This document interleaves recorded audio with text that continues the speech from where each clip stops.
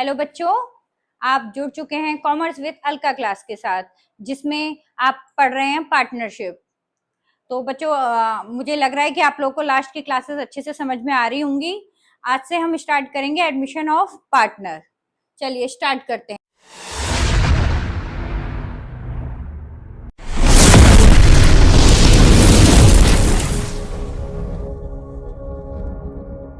साझेदार का प्रवेश, एडमिशन ऑफ पार्टनर।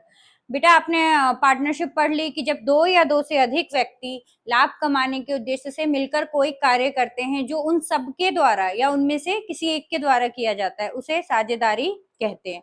अब साझेदारी लिमिट तो है नहीं कि भाई, एक लिमिटेशन है कि ज्यादा से ज्यादा 50 लोग रह सकते हैं साझेदारी में। लेकिन मान लीजिए 4 लोग 5 लोग मिलके कोई काम कर रहे हैं, कोई पार्टनरशिप उन्होंने बना ली। अब उनकी फर्म बहुत अच्छी चल रही है, ग्रोथ अच्छा हो रहा है, वो अपने काम को बढ़ाना चाहते हैं। तो वो सोचेंगे कि या तो कोई स्टाफ, कोई एम्प्लॉय लेके आए अपनी फर्म में, या कोई न्यू पार्टनर लेके आए। तो अक्सर साझेदार ये सोचते हैं कि हम एक एम्प्लॉय लाने से बेटर है कि हम एक साझेदार ले आए। क्यों?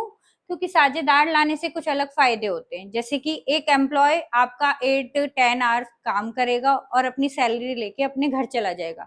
उसको इनिशियली कोई इसमें कोई इसका वो नहीं रहेगा कि आपकी फर्म बहुत ग्रोथ करे, उसको अपनी सैलरी से मतलब है। बट अगर उसकी जगह आप एक न्यू पार्टनर को एडमिट करते हैं, अपनी फर्म में कोई नया पार्टनर लेके आते हैं, तो वो सोचेगा कि आपकी फर्म बहुत ग्रोथ करे। क्यों? क्योंकि उसमें उसका हिस्सा भी मिलेगा। भाई, जितनी फर्म ग्रोथ करेगी उसमें उसका भी पार्ट उसे मिलता रहेगा, क्योंकि वो एक फिक्स सैलरी पे नहीं होगा, वो अकॉर्डिंग टू प्रॉफिट उसका उसमें उसका हिस्सा होगा। तो ये सब सोचते हुए साझेदार सोचते हैं कि हम एक एम्प्लॉय के जगह एक अच्छा पार्टनर ले आए। इससे कैपिटल भी आएगी। जब कोई न्यू पार्टनर फर्म में आएगा तो वो कैपिटल लेके आएगा, वो गुडविल लेके आएगा, उससे फर्म का काम बढ़ेगा। तो आज से हमारा टॉपिक है एडमिशन ऑफ पार्टनर। पहले हम इसकी थ्योरी करेंगे, देन इसका न्यूमेरिकल करेंगे। चलिए, फर्म में किसी नए साझेदार को सम्मिलित करना भी फर्म का पुनः गठन होता है। दोबारा, क्योंकि एक नया पार्टनर आ गया ना, तो सारे पुरानी साझेदारी भंग हो गई और नई साझेदारी बन गई, जिसे बोलते हैं पुनः गठन। भारतीय साझेदारी अधिनियम 1932 की धारा 31(1) के अनुसार सभी साझेदारों की सहमति से नए साझेदार को फर्म में शामिल किया जा सकता है।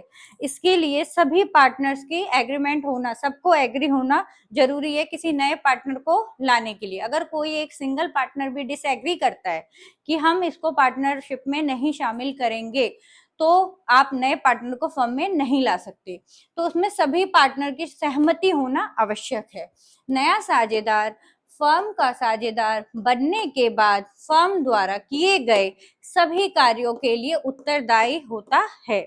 जब कोई साझेदार लिखित रूप में या मौखिक, जैसे भी आपकी साझेदारी की शर्तें हैं, लिखित है तो साझेदारी संलेख हो गया, मौखिक है तो आपने ओरली किसी को एडमिट कर लिया अपनी फर्म में, उसके अकॉर्डिंग जिस डेट से वो आपका पार्टनर बन जाएगा, उस डेट से फर्म में जितने भी काम होंगे उसके लिए वो भी लाइबल होगा, उसकी भी रिस्पॉन्सिबिलिटी होगी।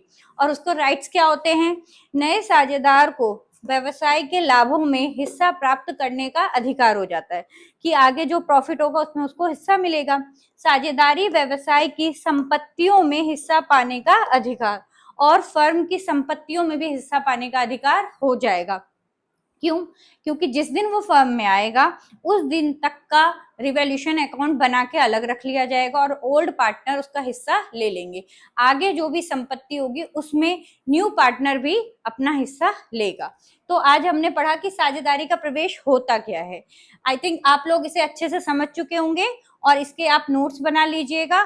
कॉमर्स विद अलका क्लास के साथ इसे बार बार सुन के आपको अच्छे से लर्न करना है। ओके।